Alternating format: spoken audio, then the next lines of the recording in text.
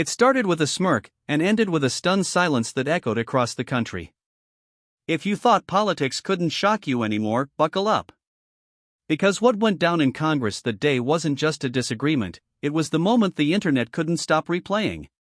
This is the real story behind how Representative Alexandria Ocasio-Cortez told former Florida Attorney General Pam Bondi to sit down, girl, and how Bondi's stunning comeback flipped the narrative and left millions speechless. Let's rewind. This wasn't a rally. This wasn't a debate stage. It was a routine congressional hearing. Just another day on Capitol Hill. Former Florida Attorney General Pam Bondi was called in to testify. Nothing unusual. She was calm, collected, laying out her views on constitutional law, the kind of stuff that doesn't usually go viral. But something about her words didn't sit right with AOC. Maybe it was the tone. Maybe it was the content. Maybe it was just the tension in the air. Whatever it was building. AOC sat there, arms crossed, giving the kind of look that said, "I've had enough." Then, it happened. Bondi was mid-sentence. Not yelling, not provoking, just speaking. And right then, out of nowhere, AOC leaned forward, eyes sharp, voice cool, and said, "We've heard enough. Sit down, girl." The room froze. Just like that. Everything stopped. A few heads turned. Some people blinked. Others just sat there, stunned. Did she really just say that? Even the stenographer probably paused for a second. Pam Bondi didn't move. For a moment, she just stared. No expression. No reaction. Just complete stillness. You could feel the tension crackling in the air like a static shock. And AOC? She sat back like it was nothing. No apology. No hesitation. Just confidence. Dismissive. Bold. Maybe even smug. And the internet? Oh, it exploded. Within minutes, the clip was everywhere. TikTok, Instagram, X, it went viral faster than wildfire. People were looping it, captioning it, turning it into reaction memes and remixes. The phrase "sit down, girl" became a hashtag, a soundbite, a digital firestorm. Supporters of AOC cheered. "That's how you handle it," they said. "She's fearless." But others? Not so impressed. Blatantly disrespectful. If anyone else said that, the media would go crazy. This isn't power, this is petty. The country was split, as usual. But everyone had one question on their minds. How was Pam Bondi going to respond? And here's the thing, Bondi didn't react the way most people expected. She didn't lash out. She didn't raise her voice. She didn't even flinch. What she did was way more powerful. She paused. She looked directly at AOC. And then, she smiled. That smile? It wasn't sarcastic. It wasn't fake. It was the kind of smile that says, "Oh, you have no idea who you're dealing with." That's when the mood in the room shifted again.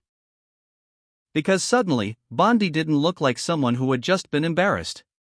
She looked like someone who was about to take control of the narrative. And we'll get to what she said next. Because believe me, it flipped the entire conversation. But for now, what matters is this: in a world where politics is often reduced to viral moments, sound bites, and mic drops, this one had all the ingredients.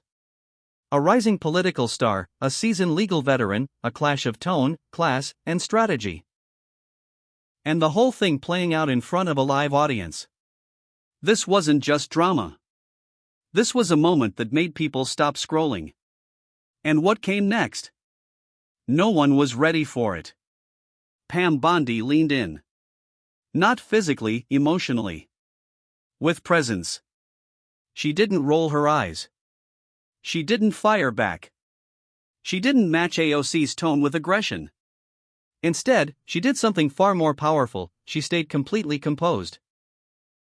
Then, with the eyes of the entire room fixed on her, Bondi calmly adjusted the mic, looked directly at AOC, and said clearly, but not coldly, "Congresswoman, I earned my place here just like you did. And in case you forgot, respect isn't about hashtags or headlines, it's about conduct. I'll stand when I have something worth standing for.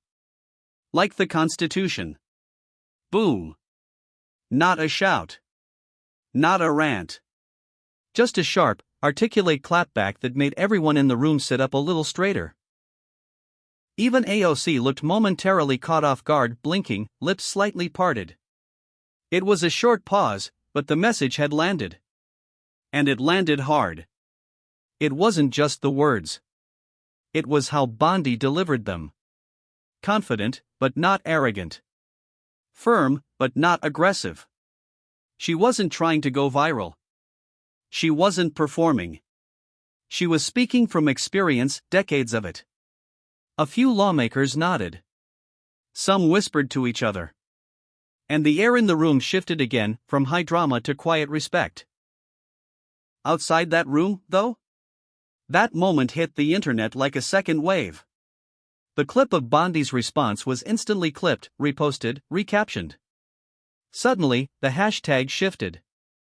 Hashtag #SitDownGirl was still trending, but now hashtag Bondi clapback was climbing right behind it. Reaction videos started rolling in by the hundreds.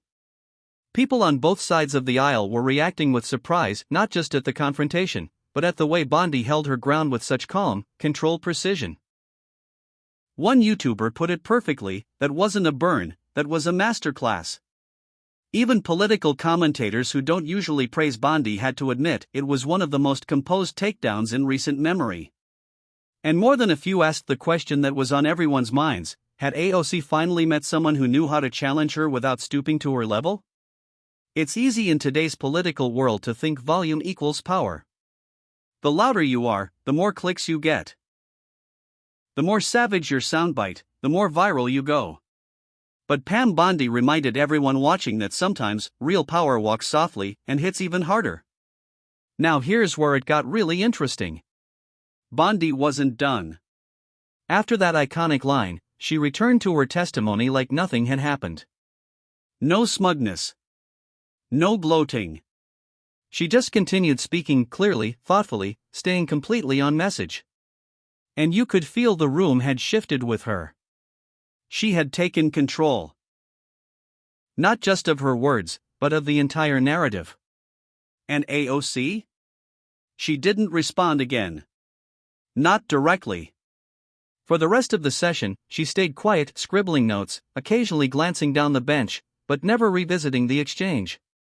Whether she realized she'd underestimated her opponent, or just knew the cameras had captured more than enough, she let it go. But the internet didn't. Clips of Bondi's response continued to rack up millions of views. Political podcasts dedicated full episodes to breaking down the tone, the body language, even the psychology of the moment. And what stood out most? The contrast. AOC had delivered her line like a mic drop. Quick. Flashy. Dismissive. Bondi's response? Thoughtful. Patient. Lethal. Two different generations. Two different strategies. And one unforgettable exchange. For some, Bondi's comeback was a win for civility in politics, a sign that maybe, just maybe, grace under fire still mattered. For others, it raised questions about gender dynamics and how powerful women communicate under pressure. But no matter where you stood politically, one thing was clear: this wasn't just a feud. This was a moment of reckoning. A rare flash in modern politics where restraint outshined rage. And here's the kicker: Bondi never bragged. She never tweeted a victory lap. She didn't drop a TikTok. She didn't need to. Because when you speak with clarity, calm, and purpose, the message carries itself. And for one day, in a room full of microphones, cameras, and chaos, it was the quietest voice that spoke the loudest. But what happened next proved that this wasn't just a moment, it was a movement. By the time the hearing ended, the internet had already chosen its battleground. The video of Bondi's response was everywhere. Reaction channels, political podcasts, influencers, even comedy sketch accounts, everyone had something to say. The caption? Pam Bondi shuts AOC down. The title? Grace meets fire. And the comments? Flooded. Some were praising Bondi as the embodiment of professionalism and class. She didn't lose her cool. She owned the moment, one user wrote. Another said, "This is how grown women handle disrespect." Thousands of people across political lines said the same thing in different ways. Calm is the new savage. But it wasn't one-sided. AOC's loyal supporters were out in full force too. She called out grandstanding, period, one commenter fired back. AOC just said what everyone was thinking, this isn't law and order, it's real life. Others tried to reframe the moment as a generational clash, one where older institutions were being challenged by a new, raw, unapologetic voice. And suddenly, it wasn't just about AOC or Bondi anymore. It became a symbol. Memes flooded in. One side posted Bondi's line over images of chessboards and lionesses in suits. The other side posted AOC's quote with fire emojis and mic drops. Twitter threads turned into think pieces. Commentators debated whether this was feminism in action or feminism turned upside down. Then came the media firestorm. Cable news jumped in. Fox News replayed Bondi's line on loop, calling it a masterclass in restraint. Over on CNN, the tone was different. Some analysts accused Bondi of using her calm demeanor to mask condescension.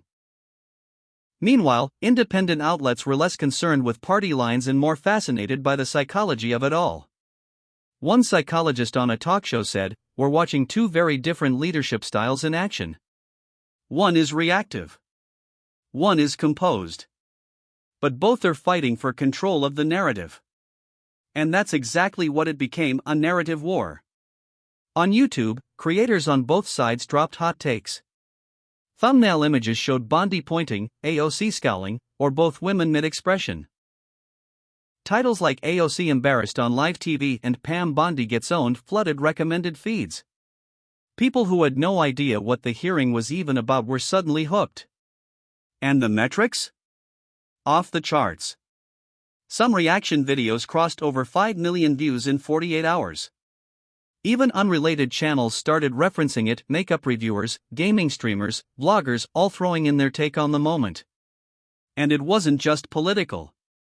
It tapped into something human. That desire to see conflict, yes, but also grace under fire. People weren't just asking, who was right?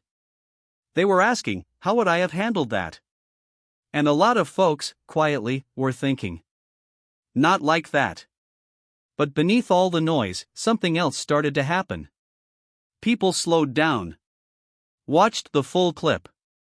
Looked beyond the 7-second soundbite. And a new wave of comments started rolling in. Okay, I'm not even a fan of Bondi, but wow, that was classy. I usually ride with AOC, but this fell off. Maybe we need less shouting, and more of this. It was subtle. But it mattered. Because in a political culture that runs on chaos, this moment made people think even for just a few seconds about tone, respect, and what real influence looks like. Pam Bondi didn't need a trending hashtag. She didn't need to fire off tweets. She let the moment speak for itself. And for once, in a world obsessed with who can shout the loudest, silence won. AOC? She stayed quiet after the hearing. No follow-up post. No fiery rebuttal. And that silence, too, said something. Sometimes, the real battle doesn't play out on camera. Sometimes, it happens afterward in the minds of the viewers. And this time? Viewers were paying attention. Because what started as a 3-word insult turned into a nationwide conversation about leadership, maturity, and how power really works in the age of the spotlight. But here's the thing. Once the dust began to settle, people started asking a different question. Not who won. But what does this mean? Because this wasn't just a viral video. It wasn't just a heated exchange between two high-profile women. It was a mirror. A flashpoint that revealed everything we've been feeling about the way our leaders speak, the way our politics function, and how our culture rewards noise over nuance. You see, on one side, you had AOC, young, fiery, unapologetic. For many, she represents a new wave of politics that rejects the status quo, refuses to play polite, and fights like every second is a battlefield. Her words, though sharp, were familiar to a generation that values rawness, speed, and authenticity, even if it borders on disrespect. On the other side, Pam Bondi, composed, experienced, disciplined. Her calm response wasn't just a personal choice, it was a deliberate strategy. One rooted in courtroom decorum, legal debate, and traditional expectations of professionalism. She didn't fire back because she didn't have to. And that silence? That pause before her comeback? That was power earned, not performed. And somewhere between those two extremes was the American audience. Tired of shouting. Tired of performative politics. Tired of watching leaders treat serious issues like WWE promos. And suddenly, here was this moment, where someone handled disrespect without stooping to it. And people noticed. The fallout went beyond headlines and hashtags. Schools used it as a discussion topic in political science classes. Workplace coaches shared clips as examples of leadership under pressure. Even parenting blogs, yes, parenting blogs, chimed in, using the exchange to talk about emotional regulation and public behavior. Because when you strip away the party labels, what remained was a lesson. A test in public poise. And maybe, just maybe, a reminder that our leaders still have the power to teach us something without shouting it at us. Now let's not pretend this was just about two different communication styles. It ran deeper than that. It tapped into something we're all wrestling with right now, the clash between content and tone, between being right and being heard, between influence and impact. Pam Bondi may not have had the trending memes.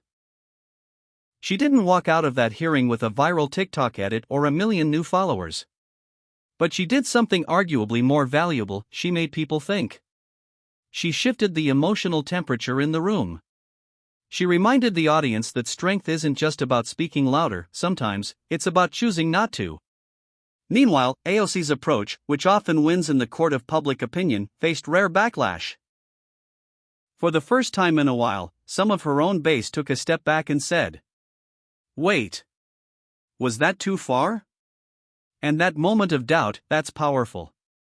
Not because it weakens her, but because it shows even the most confident voices need checks too. And maybe that's the biggest takeaway of all. We live in a culture that rewards confrontation. That treats disagreement like war. That feeds us clips, not context. But moments like this, unscripted, imperfect, human, remind us that how we speak matters just as much as what we say. Because politics isn't just policy. It's performance. And whether we like it or not, our leaders are judged not just by what they fight for, but how they fight.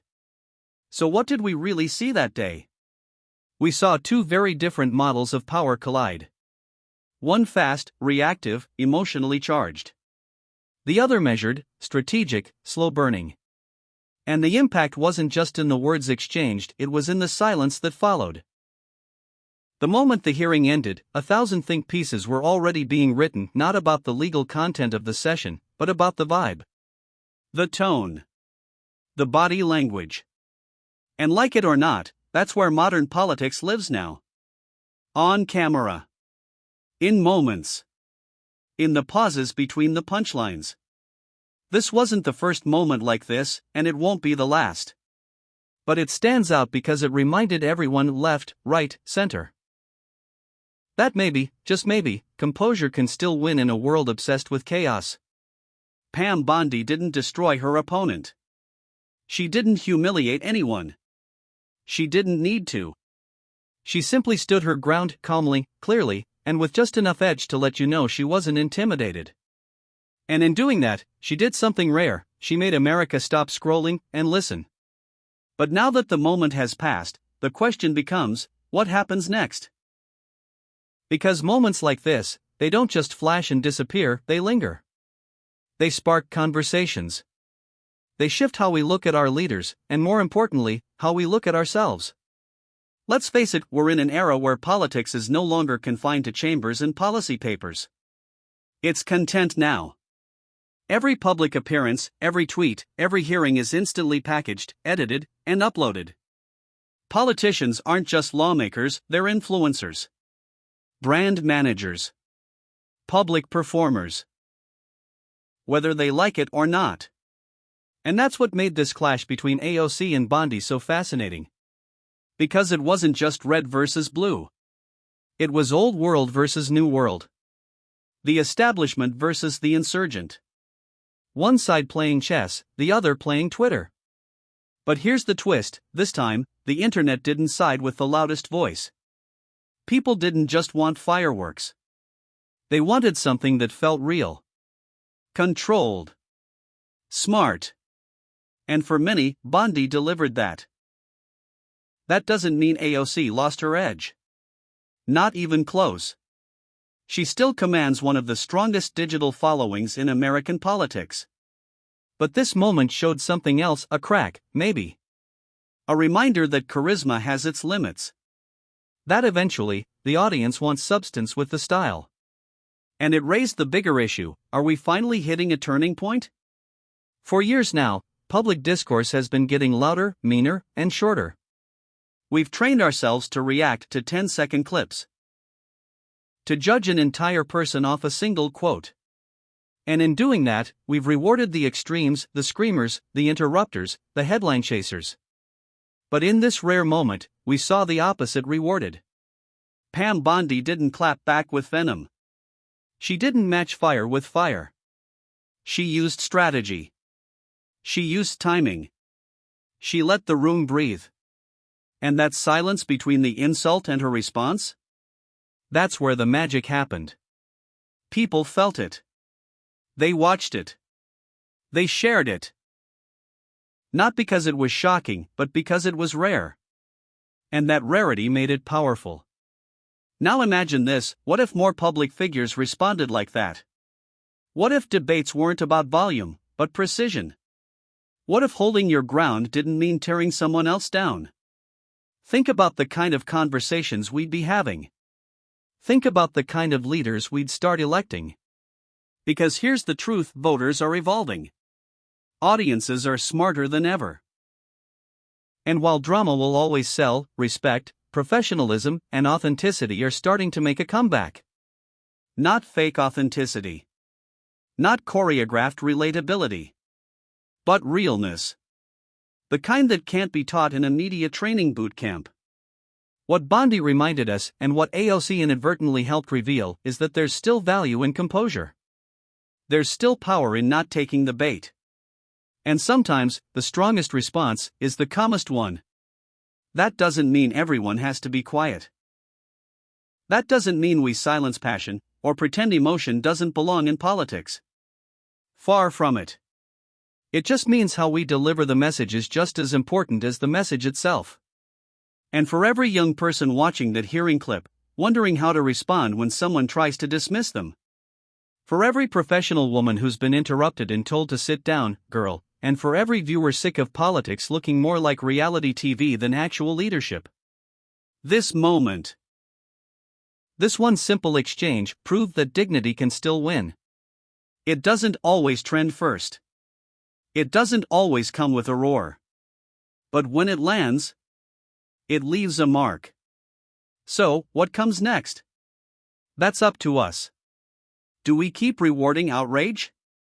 Or do we start valuing something deeper, the kind of presence that doesn't just demand attention, but earns it? Because in the end, this wasn't just about AOC and Bondi. It was about us. What we tolerate. What we share. What we celebrate.